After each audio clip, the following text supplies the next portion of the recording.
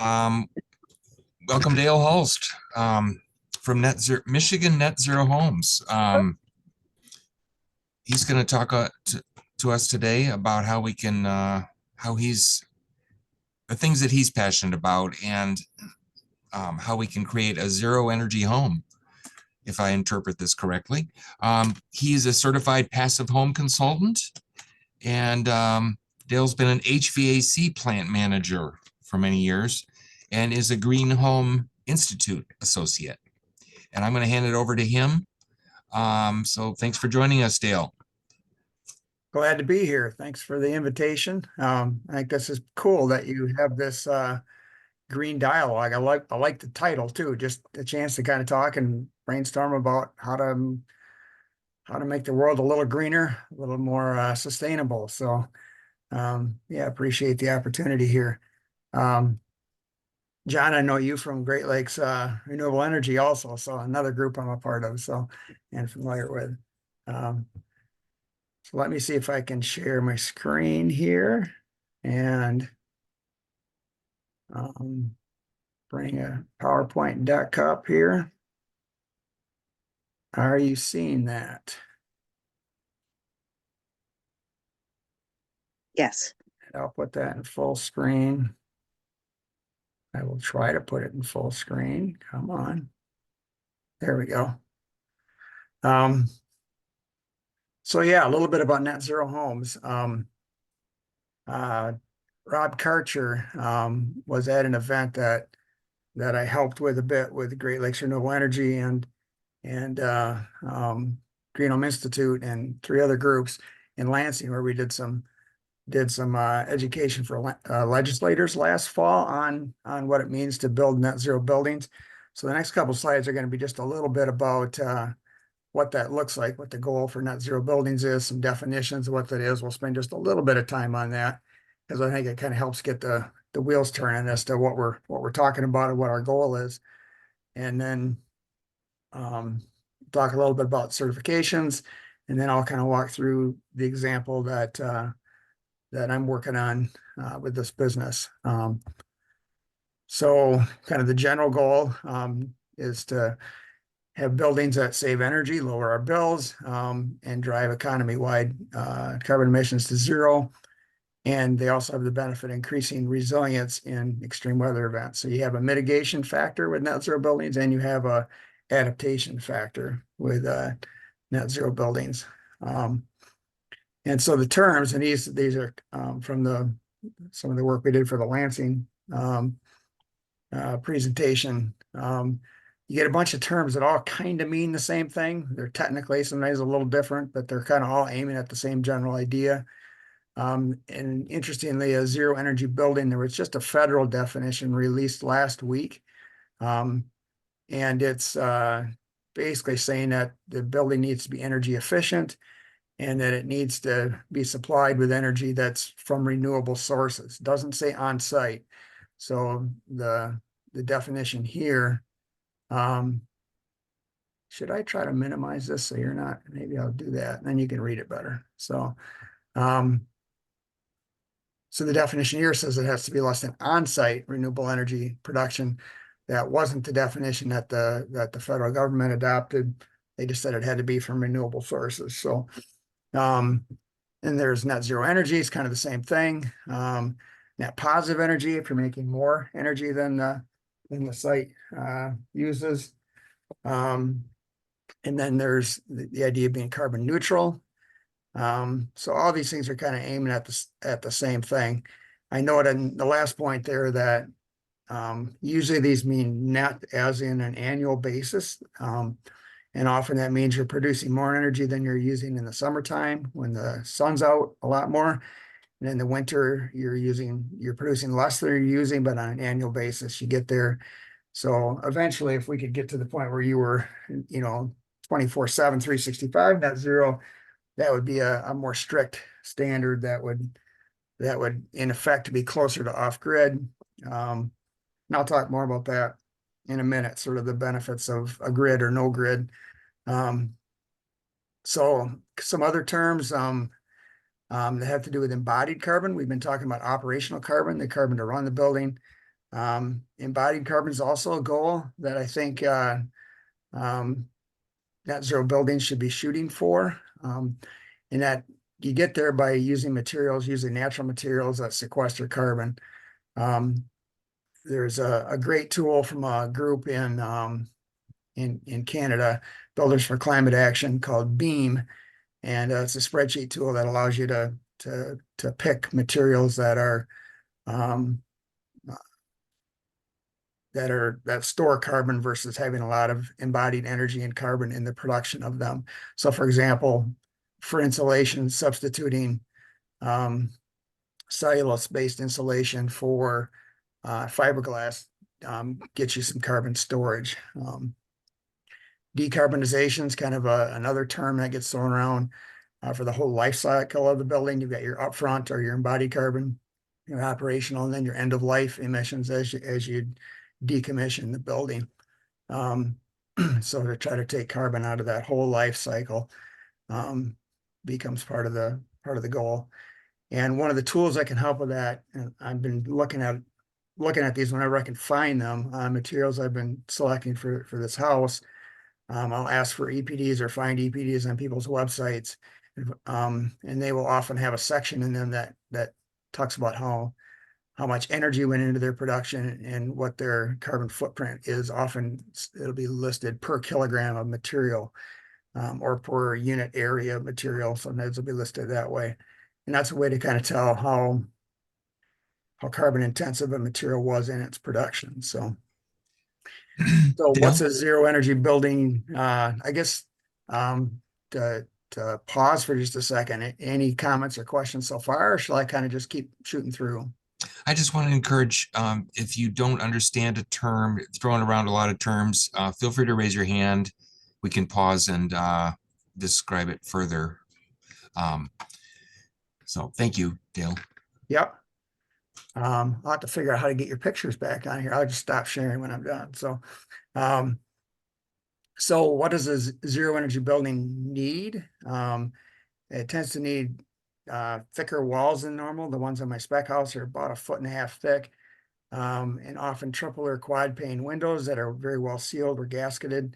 Um, and superior air tightness is a big deal in a energy efficient building. A lot of energy loss happens just by air leaking through the envelope of the building. That also introduces air quality issues. So you kind of get a double win by tightening up the building envelope, both in energy and in air quality improvement. But when you do tighten the building up, you still have to get fresh air in for people to breathe. So you end up with a dedicated energy recovery ventilator or an ERV. Sometimes you'll see them listed as HRVs, heat recovery ventilators. And getting a little technical, but the difference between the two is a heat recovery ventilator only transfers the sensible heat, whereas an energy recovery ventilator transfers sensible and latent. In other words, not just temperature difference, but also some moisture transfers through the heat exchanger in the device. So you get some moisture recovery in the wintertime, for example. The dry incoming air gets some humidity added to it from the outgoing exhaust air. So There's a um, question, Dale. yeah, Hi, Dale. This is Alexandra. A quick question. Are these houses, it sounds like maybe you predominantly work with commercial buildings or larger buildings. I Does this also don't. apply? I'm focused on Okay. residential. So yeah, Oh, okay. Okay. So these would be residential houses with the thicker walls and, yeah. well, okay. Interesting. Thank you. Yeah, it actually tends to get a little bit easier with commercial or bigger buildings. Hmm. I'm associated with Passive House. I'm a certified Passive House consultant. Um, and it's really taking off in Boston, New York, with multifamily housing. And when you get a bigger building, you have less, outside envelope area per square footage in the building, and the walls don't have to be quite so crazy thick. On Okay. my little house, we'll see here in a minute. Okay. Um, it ends up being I had to have very thick walls and I had quad pane windows in order Yeah. to hit the energy targets that Passive House requires. So it's actually a little easier to hit Passive House requirements on on bigger buildings. So, Makes Good sense, right? question. Yeah, thank you. yeah. And then to get, so basically you start with energy efficiency and you make a very energy efficient building. And then you add the energy production, usually solar. It could be wind, I suppose, in some places too, but every example I've seen has always been PV, usually on the roof. And then I'm a fan of having batteries on the project too, because then you can start to manage your manage your power and be friendlier to the grid with how you with what your effect is on the load on the grid, and it gives you some resilience to have your own batteries. So anyway, the house I'm doing, you'll see in a minute, has a bunch of batteries on it. And low embodied carbon materials, we kind of talked about that with the insulation example. So continuing, what does it take to have a zero energy building?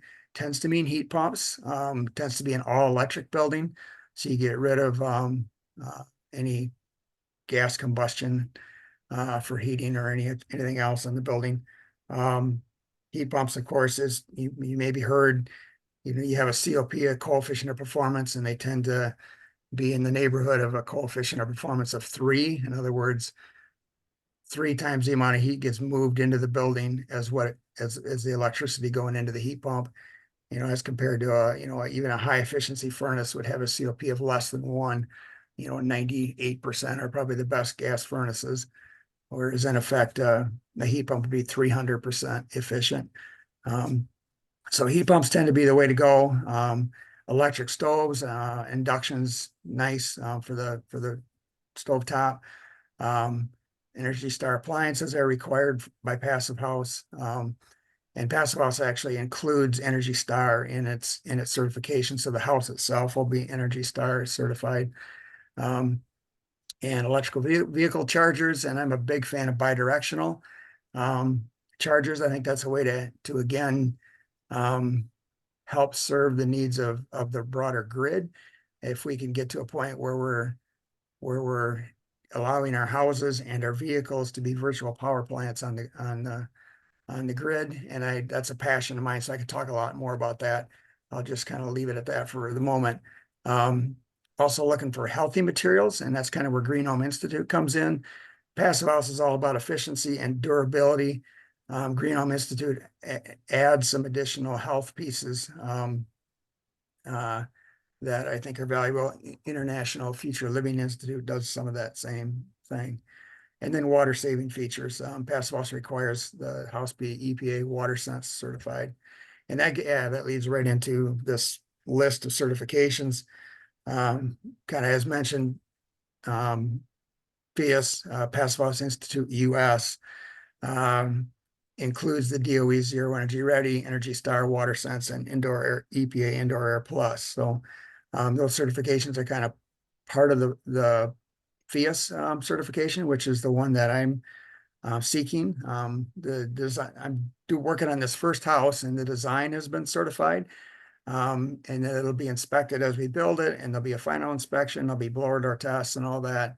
And then hopefully at the end, we earn that FIAS Zero certification.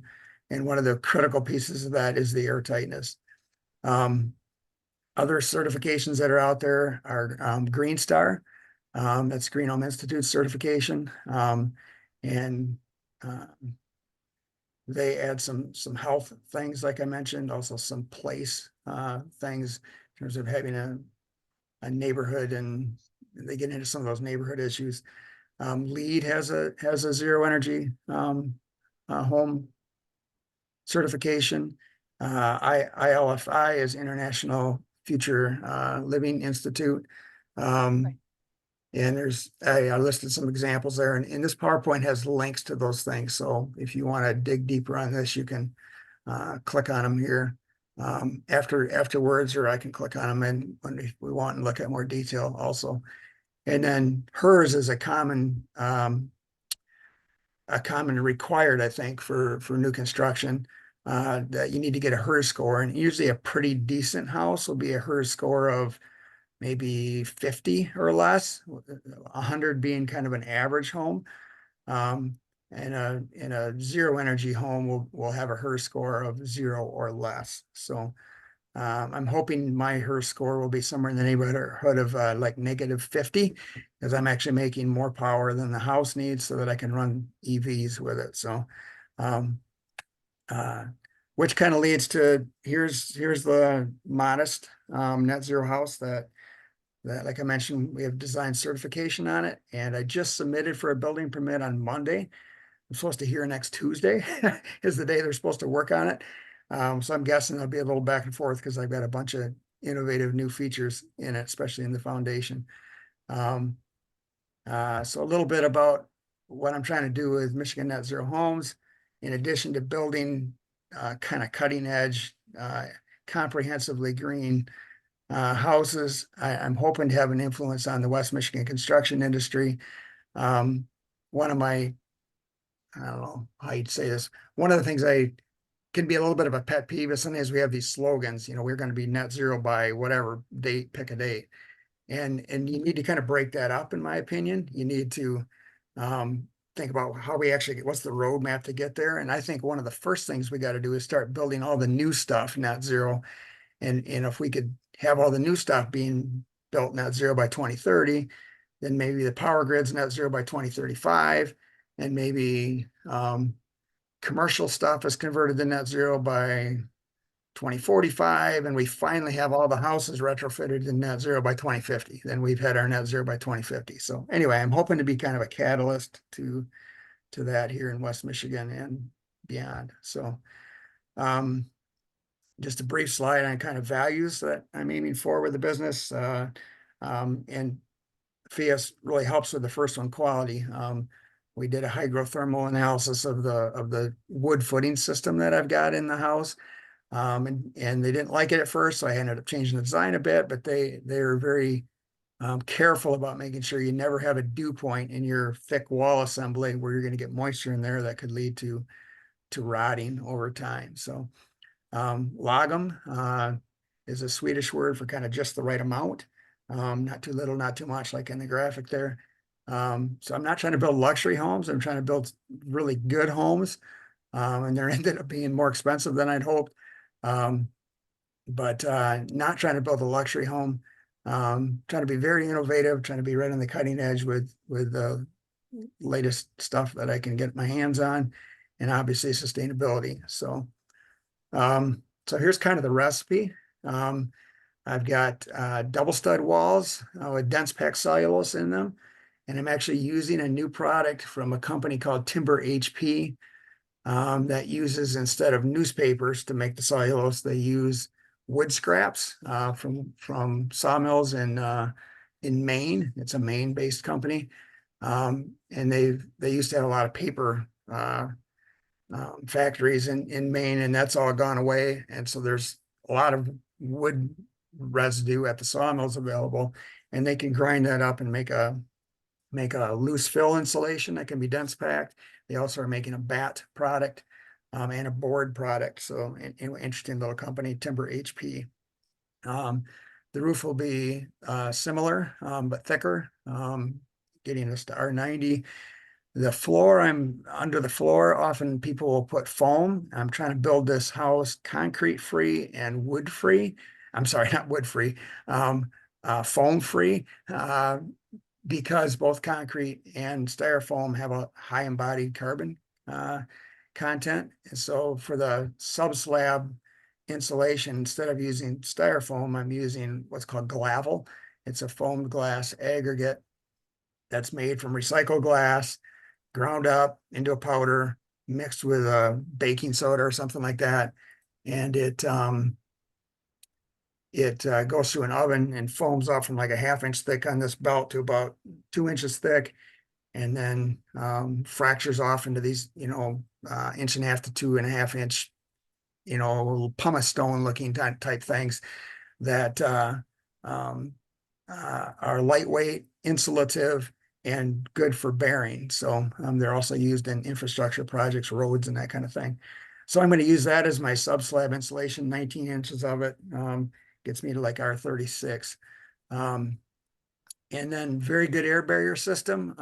I picked the Proclima Intello and is the primary air barrier. That'll be on the inside double wall. And then there's a secondary air barrier on the outside that also serves as the WRB, stands for water resistive barrier. That will be on the outside of the outside double stud. And yeah, I mentioned beam. I'm trying to pick materials that reduce the embodied carbon. And Alpine is the brand out of Colorado, just north of Denver, company that builds high performance European style tilt turn windows that are FIA certified. And my windows are actually built already. They're in a warehouse in Colorado.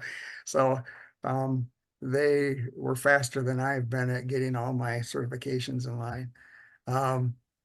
I mentioned finishes that are healthy, and so I'm trying to find things that are don't have any red list materials on them. That's ILFI's list of materials that are toxic and stuff. So trying to make sure we get red list free materials. And then for appliances, I'm a fan of Mitsubishi heat pumps. I'm using a Sandon heat pump water heater and a Zender ERV, and then Bosch appliances. So the energy system is coming from Absolute Solar, connected with Rob, and it's going to be 32 panels of Meyer Burger. They're a company that's part of what's called the Ultra Low Carbon Solar Alliance, which is a group of solar manufacturers who've committed to processes that reduce their embodied carbon when they make the panels. And they're achieving about half of the embodied carbon of what, for example, panels from China would tend to have.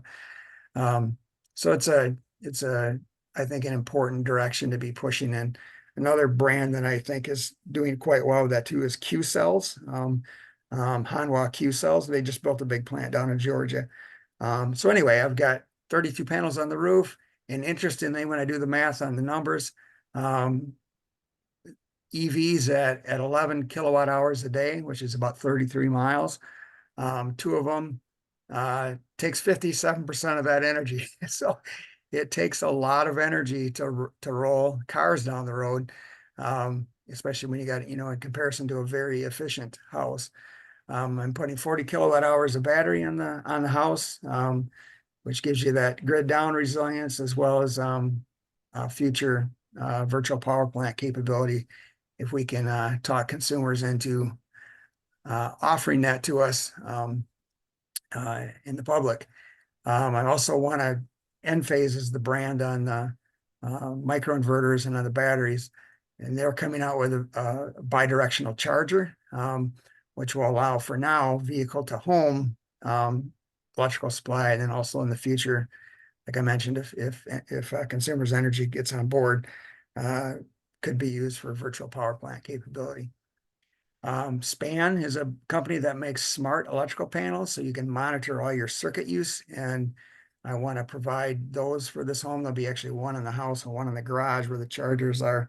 And I am planning on a consumer's energy interconnection. Part of me would love to be off grid, but I do think in the big picture, it makes sense to have a grid where we can share energy with each other, at least microgrids. And frankly, it helps get through those sunless winter weeks where there just isn't enough battery to carry you more than, a day or two. So that's kind of the quick overview. I've got plans I could show too if you wanted to look at, like plan details and wall assembly details and stuff like that. But kind of the big message here is that your home or your building, if you have commercial buildings, your building's design is a key to net zero living. Very important piece. Partners I'm working with are listed there. I've mentioned most of them. Corey Sandwick Architecture did my drawings, and Echo Achievers out of Ann Arbor is doing all the certification compliance work. And Kinda is the marketing company who I'm working with for my website and stuff like that. So Wow, that's the most densely packed presentation that I've heard about energy homes. Dense pack presentation. Yeah, Thank you. I like it. Thank you so much for your generosity of sharing all these resources. I want to mention that Dale also shared his slide deck with us. So if you'd like a copy with some of these links, that's available. Thank you, Dale. What You're questions welcome. do people have or other comments?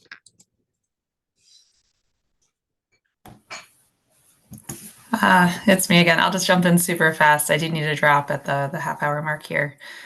Yeah, that was incredible. Thank you. I introduced myself to the group last week. I'm new to all of this, but very interested and very interesting. Um, what square footage homes are you targeting? You said you're not looking at luxury homes. So what's like the average square foot size? And if you don't mind sharing the price point. Yeah, no, I'm willing to do that. So my initial vision was to build a modest house on a narrow city lot in the city. And like I don't want to do the luxury homes out in the country, the mansions in the country was sort of my initial desire. So I bought a city lot and had this very naive thought that I could, this is 2 years ago, that I could build a house on it for $300,000, a 1,500 square foot house, so $200 a square foot. And Corey, my architect, said, "Yeah, I'm building habitat houses that are more than that." So I started thinking 400,000, and I keep making decisions for durability, for quality.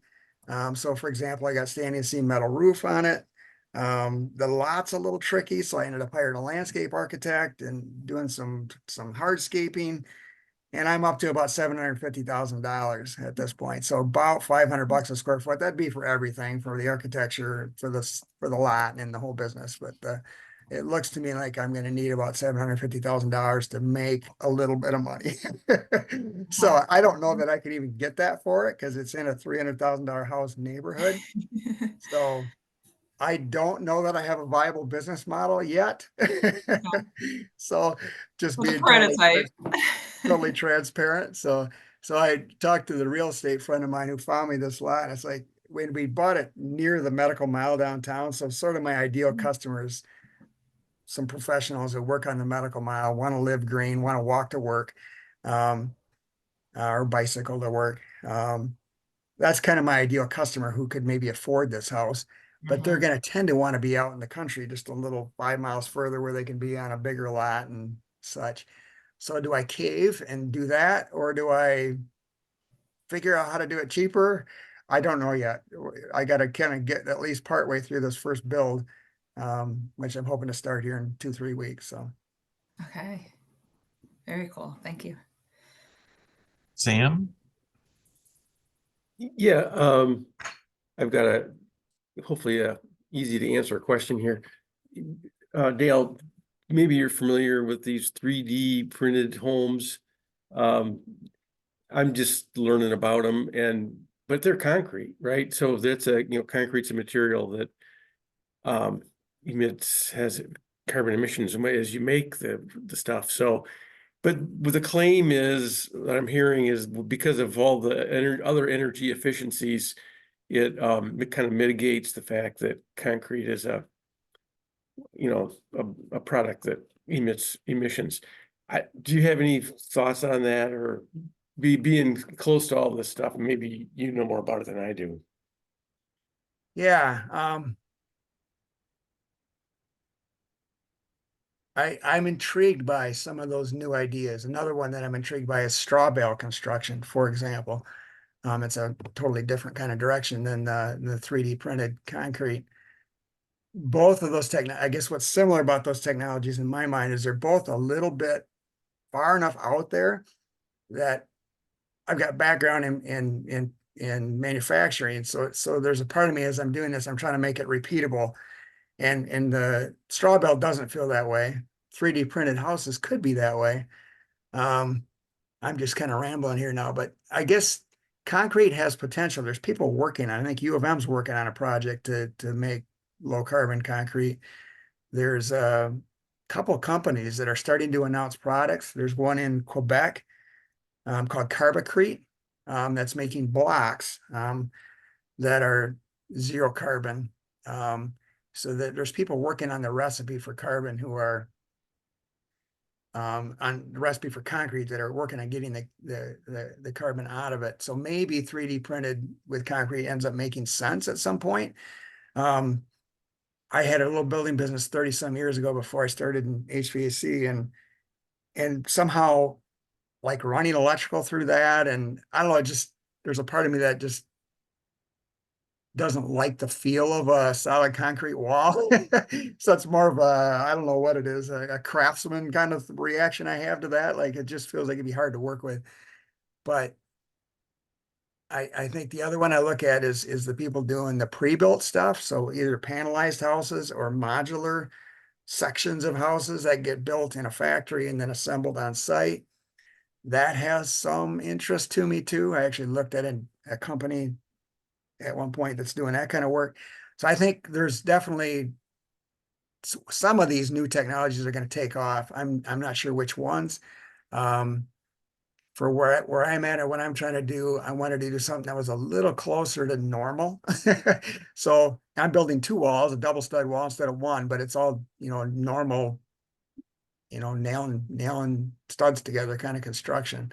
So it felt like something I could do without having to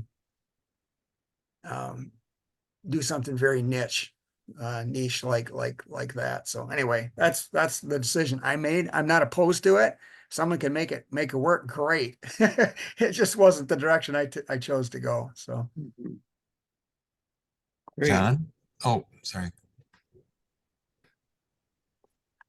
John? The couple questions for you. One is, sorry. Well, thanks for the presentation, Dale. And is passive solar design a factor in the kind of what you're trying to do? And is low carbon materials a lot more expensive, a little more expensive, less expensive? Just depends.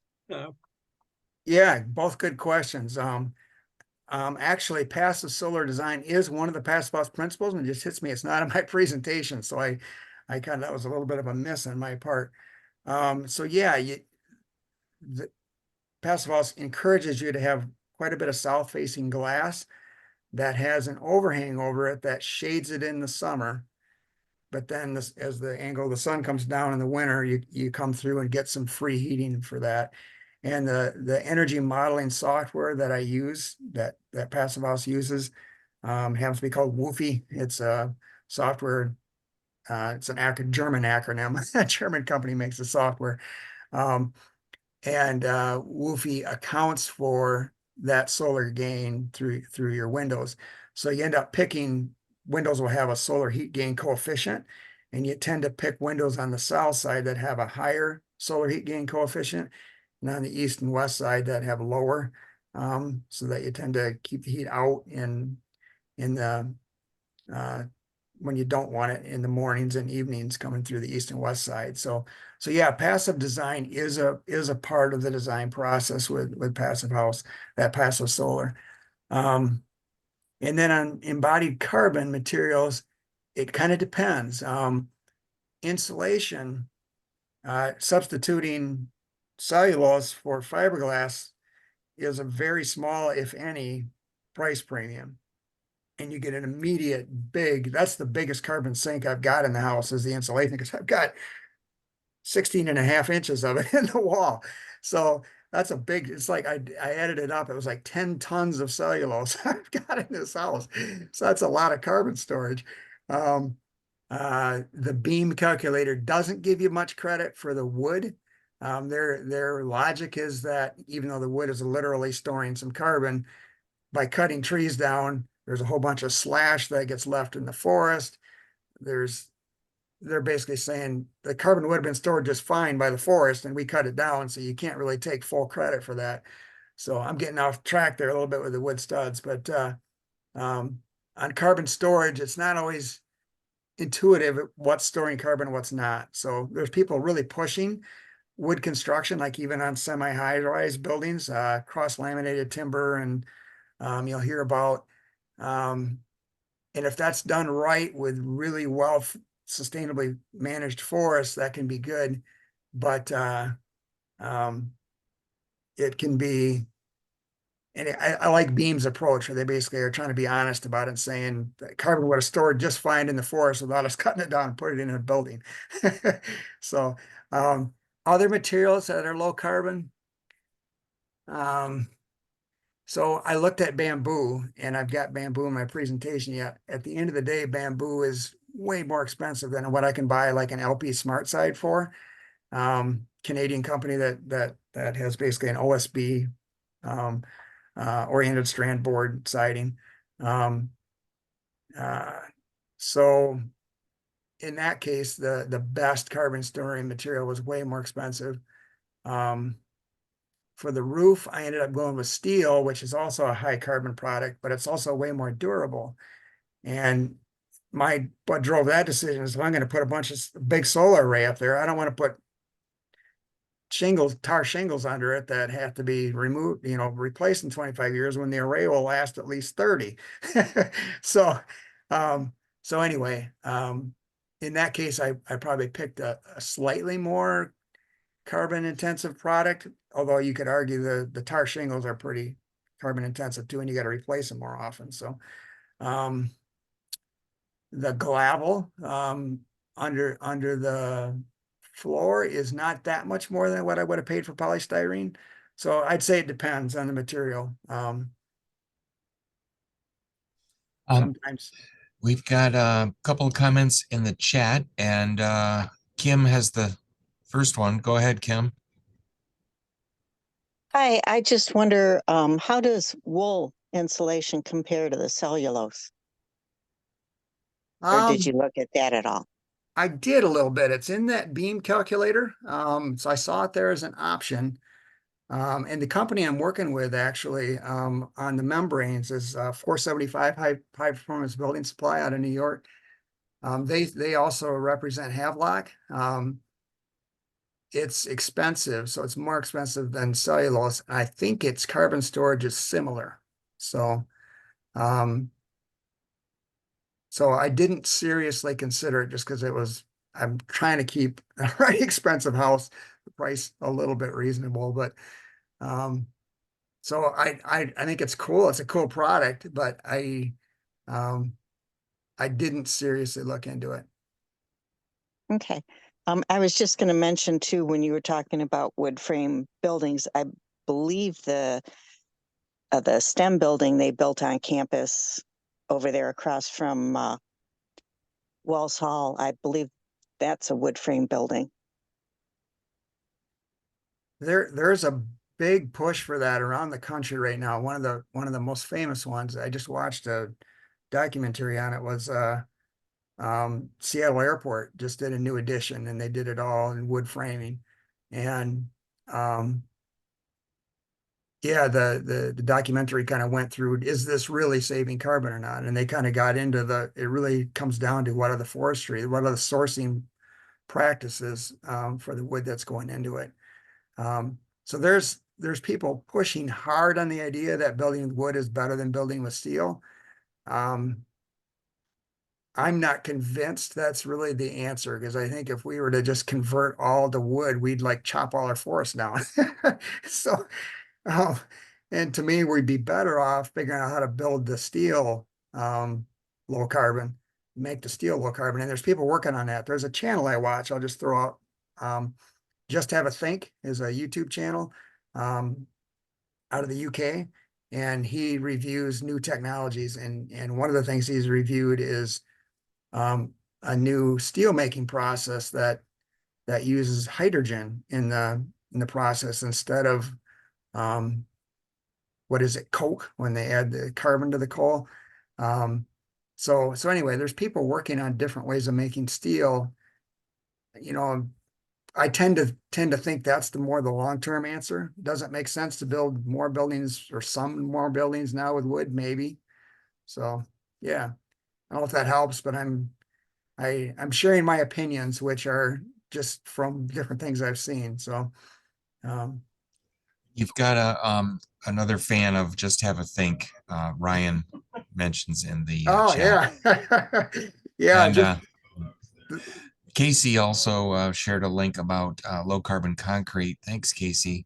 Casey's engineer here at Meridian, has done some PV work on the East Coast.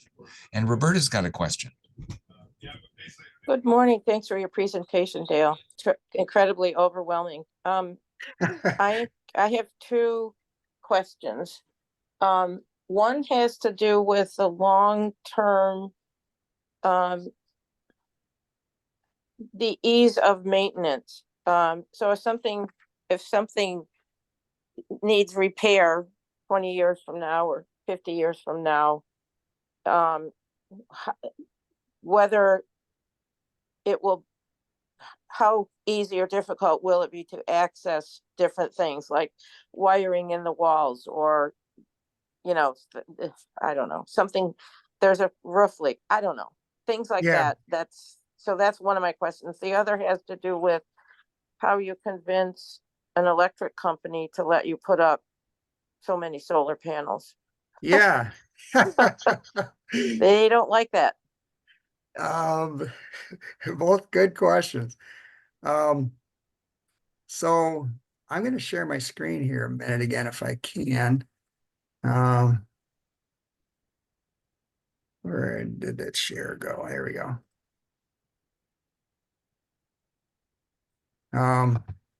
So here's the wall detail for my wood footing. I've got what's called a permanent wood foundation. I'm doing some innovative things in this house to try to eliminate the concrete. This is the gravel layer underneath there. And then I've got basically a wood footing system that'll be made out of treated wood. It's a kiln dried after treatment wood, KDAT, they call it. And then I've got a wood subfloor. So I've eliminated the concrete slab. So it's called a slabless slab on grade. So the reason I show this, as you mentioned, how do you repair something? There's gonna be some plumbing under here. And if you had to get in there and redo something, it's probably easier to cut the wood floor than it would be to have to cut through a concrete slab. So I think that part is probably, equivalent or easier. The other thing about this assembly, I can zoom in a little more here yet. I can try to zoom in a little more. Is that not working? Maybe I'm in as far as I can go. So double stud wall, the membranes on the inside, the outside, the exterior face of the interior stud here. So the wiring in that will be in this cavity here.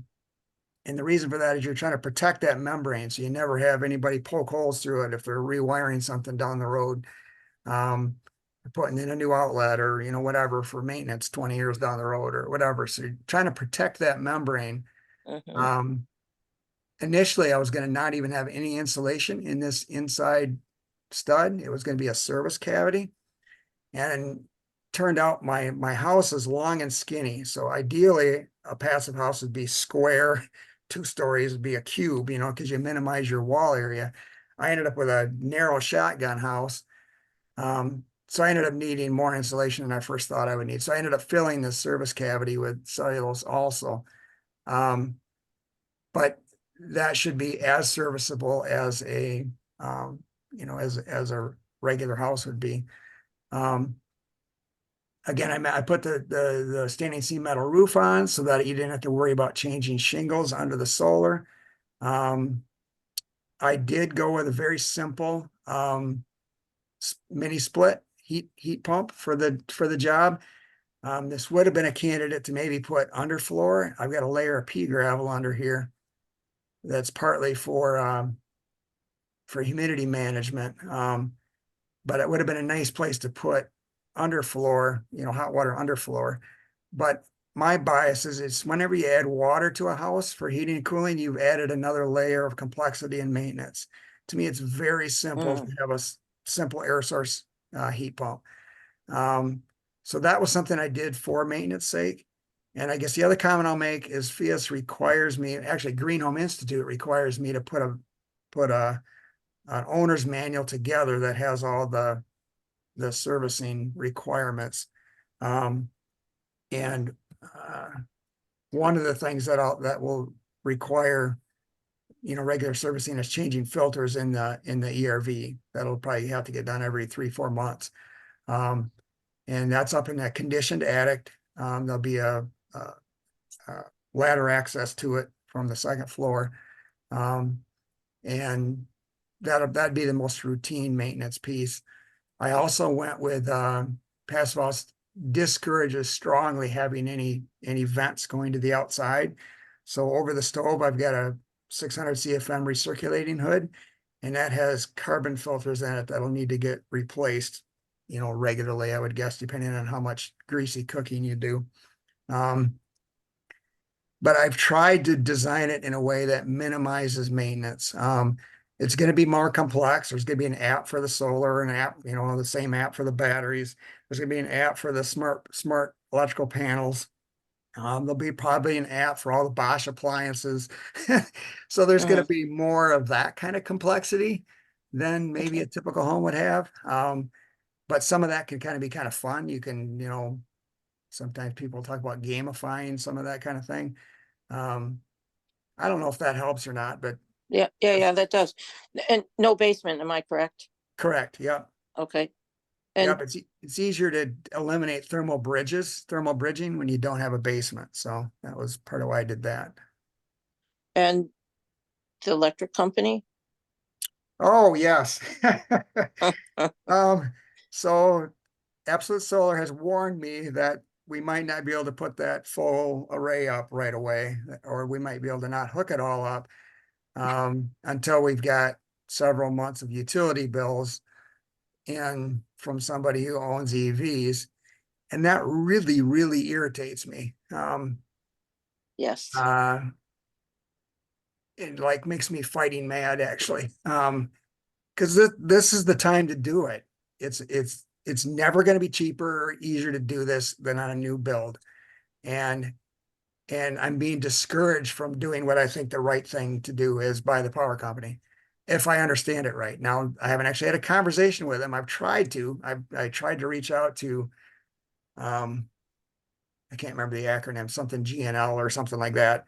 Some people there who did some consulting with them and tried to, this was like a year ago, and talked to 3 different people and never got to anybody who could actually answer questions. So that's one of my concerns yet, is that I might not actually be able to fully realize that the vision I have here on day one, which made me really tempted to go off grid. I'm not sure the city of Grand Rapids will allow me to build a new house off grid in the city. But I could get tempted to push that too. But the one piece I'm missing there yet is for December, January, when you got a cold snap, I can't do it with just the solar and Yes. batteries. I could do it if someone were to take their Tesla, stop at the fast charger, and hey, honey, we need some power. So you stop with your Tesla at the fast charger and take some power home with you and power the house for the next 24 hours. That would work. You could be off grid that way. Nice. But Yeah. I'm not sure that's gonna Yeah. be palatable. Yeah. Well, thank you, because I'm ready to go back to Absolute Solar, and I'm with Board of Water and Light in Lansing, because my solar panel has been functioning for 2.5 years, and now I'm ready to go back and say, okay, now look, it's not meeting my needs, so let me put up some more panels. Yep. When you first put it up, they estimate based on what you've used, and it never Yeah. meets your needs. So now I'm ready to go back and say, let's do some more Yeah, and see what they say. Well, thank you very much. I sure appreciate you're your welcome. your efforts. I would love your house to be my house. I'm just curious about your HVAC experience. Were you building gas or heat pumps, or what type of systems were you working on in that part of your life? I worked on the commercial side, and I was in a commercial sales office. I spent the first 6 years of my career working with commercial salesmen. And then I had this unique opportunity to start a team that did modifications to commercial equipment. So we would customize it, and that maybe looked like adding a big desiccant wheel to a big rooftop unit for a casino or a gymnasium at a school. We added free cooling coils to big air-cooled chillers for data centers. That was kind of the last few years, we did a lot of that. We made heat pumps. We made normal air handlers into heat pumps. We had compressors, we had reversing valves. So I have some experience building heat pumps, big ones. So yeah, basically our little two-man start back in 1997 turned into it's considered a small plant now in Grand Rapids with 150 people or more. I retired 3 years ago, so it's probably, I heard they added a third building, so I know they're growing. So anyway, it's turned into a small plant in Grand Rapids. So that's my background, but because it was kind of semi-custom or custom work, I touched like most of the equipment Trane makes. I worked on it. And we worked on it and we did all kinds of stuff to it. So I'm a big fan of heat pumps. I could get way in the weeds on heat pumps. So and my quick little blurb on that is that heat pumps have been around for decades, but they were always Tennessee and South because you couldn't run them in cold climates. And the innovation that happened maybe 5 or 10 years ago now is on the compressor. They added a third port that allows you to move kind of a mid-temperature gas back into the compressor. Long story short is allows it to run full capacity down to -10 or -13 or -7, depending on your manufacturer. That's a game changer because now we can easily do air source heat pumps in our climate, and further north even. So I'm a big fan of them. They're simple. I like ground source heat pumps too. Ground source is a little more efficient because your temperature difference between your ground and whatever you're trying to heat or cool is smaller, and that temperature difference drives efficiency. So again, I can get way in the weeds on this, but that was my background in HVAC. So That's really interesting. Really appreciate your time and expertise and enthusiasm. What else? We have about 5 more minutes. Does anybody else have any comments or questions? I do want to mention that Peter Carrington is going to be presenting next week about edible plants and related topics. But what else do folks have?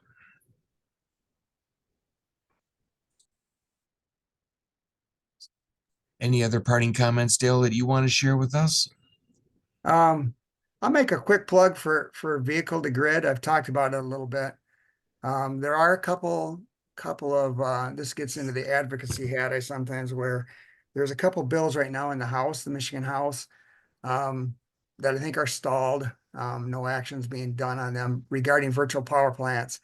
They don't explicitly name vehicle to grid as a version. If Venn diagram, if virtual power plants are this, they could be anything from a utility scale virtual power plant, using thermal systems on an old coal site, to a very small home battery to a vehicle. So virtual power plants can be this whole range of things.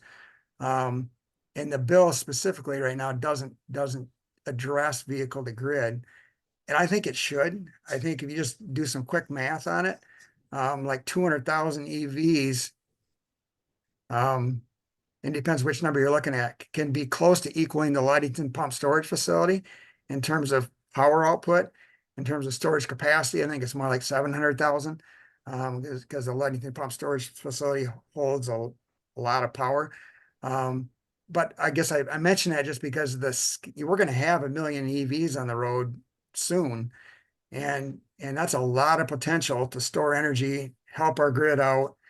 And I think more of us need to make noise about that it's an opportunity we ought to be encouraging our legislators to give the MPSC a mandate to do. So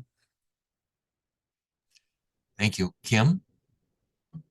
Yeah, just a quick comment on that. go to your legislators' coffee hours and bring it up. There's a lot of conversation going on regarding clean energy and clean energy siting and the legislation for both. That reminds me, I think maybe earlier this week, there was some action being done on community solar. Does anybody know what the outcome of that was? No, Um, I I haven't. know we're going to talk about community solar at our next energy team meeting. John put that on the agenda. Cool. We meet Yeah. once a month. Yeah, Dale, you're talking about the Senate committee hearing that was going to discuss the two bills. And I actually, I think I think the hearing might be tomorrow. Oh, okay. Cool. I'm super eager to hear how that goes. It'd be great to see that piece happen. And then my bias would be, okay, now we got community solar.